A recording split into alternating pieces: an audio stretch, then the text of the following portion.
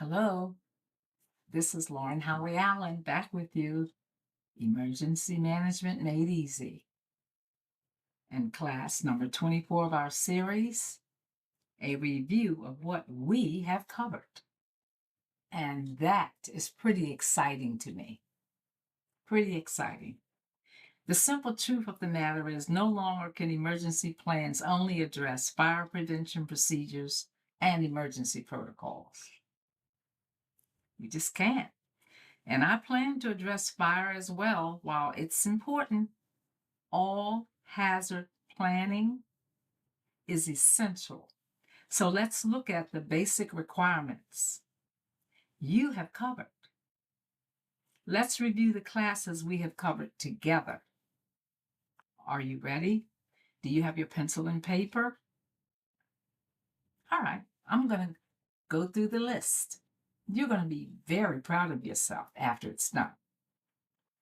We have covered bomb threat, active shooter training, hostage protocol, team training, all employee training, emergency response team, suspicious package, mandatory evacuation, evacuation procedures, workplace violence, failure of cell phones, power and information technology, visitors, terrorism, emergency shutdown, severe weather and earthquake, hurricane and tornadoes, that's me, assembly area reunification center, occupational safety and health administration regulations, mental health procedures, at-risk populations during crisis, unemployment. People respond the way they have been trained. Some untrained people either freeze or panic. I'm up to 21. Disabled and special needs personnel as guests. The Department of Homeland Security and the American with Disabilities Act and state fire codes require every employer have emergency plans in place for special needs personnel. These plans should be included in your emergency response team planning and training. Special needs personnel include persons who are visibly disabled, those who move slowly, are hard of hearing, need crutches, and pregnant.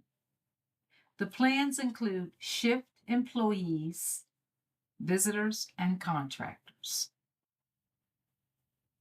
Command and control procedures. This one's new, but it means this. It should be clear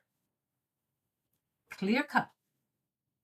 Who is in charge whenever bosses, administrators, and clergy are off site? Are you working with people with whom you can depend upon?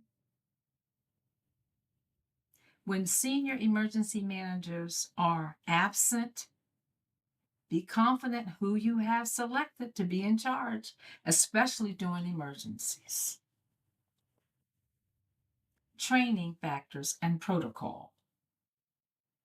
Quick quiz question. Oh yes, we're back.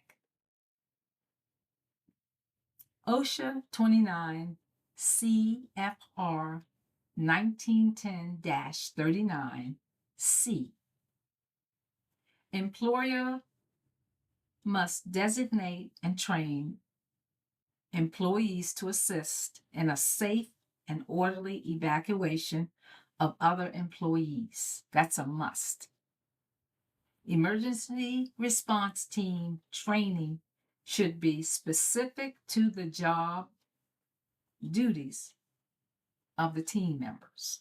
If you are a registered nurse in an operating room, your job is going to be a lot different in your training from the meat packing company down the street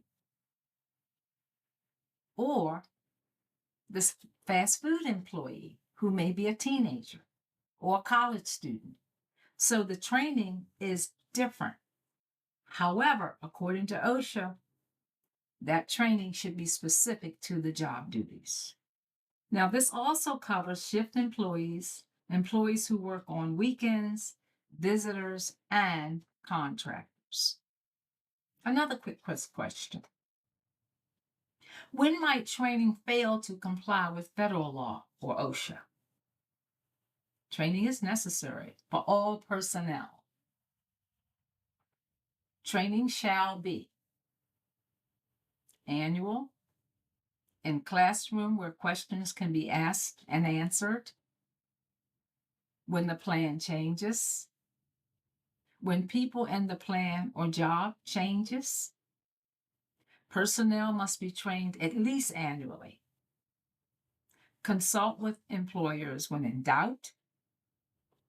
On-screen training can supplement some classroom training. Remember we talked about active shooter training, that it was no substitute for people coming in to train you on your job. However, the reason I did a segment on active shooter training is because some people will never have an opportunity to take classroom training for active shooter training. So I wanted to acquaint and prepare those persons so that will have some idea as to what active shooter training entails. So, each business should write emergency plans for individual businesses and work sites. Procedures should not be copied or pasted from other organizations. Do not assume one organization's plan is the same as another. All plans must be site specific for that particular organization.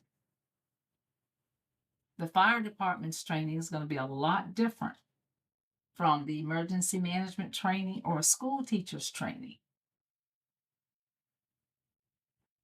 or fast food restaurant training, whatever the job may be. I hope you're proud of yourself. I'm proud of you. I've outlined how far we've come together.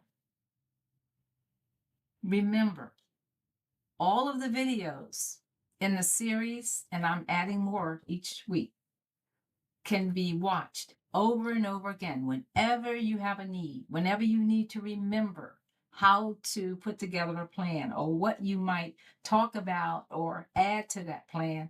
Just grab a video, play that a few times, and go ahead and write your plan or refine your plan annually once a year. Refine that plan once a year annually. So I am proud as a peacock, as one of my pastors used to say, who watches my videos. And I've come this far with you by faith. And I am still going on. Just before I came on, I had some learning to do, some technical learning. Because not only am I writing scripts for our presentations, I'm learning digital IT on the back end. So for a couple of weeks, I'm going to look different until I learn certain things. And I have you to thank for it. And you're pushing me forward. And I hope you have a great week. And we will talk again next Friday.